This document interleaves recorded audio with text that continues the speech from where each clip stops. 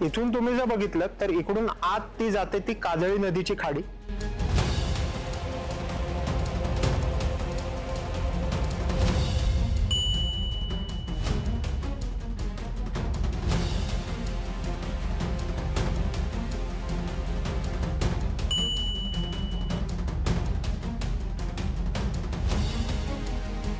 ती अगदी आतपर्यंत जाते आणि आंबा घाटापर्यंत जाते। अजिवडा बंदर आत्ता जे तुम्हाला दिसतंय तसं ते बंदर नव्हतं।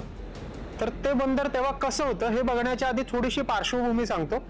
थिबा राजा कुठून कसा आला। आता ह्या साईडला जर बघितलं तर इकडे रत्नदुर्ग किल्ला आहे।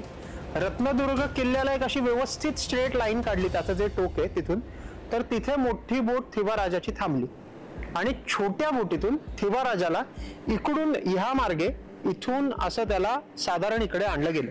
आता ते इकडे आणलं गेलं त्याच्यानंतरच्या पूर्ण कथा आहेत, पण त्याआधी राजिवडा बंदर तेव्हाचं कसं दिसत असेल याचं एक साधारण आम्ही इमॅजिनेशन केलं आणि एक फोटो इमेज तयार केलेली आहे, तर ती तुम्ही आता नक्की बघा।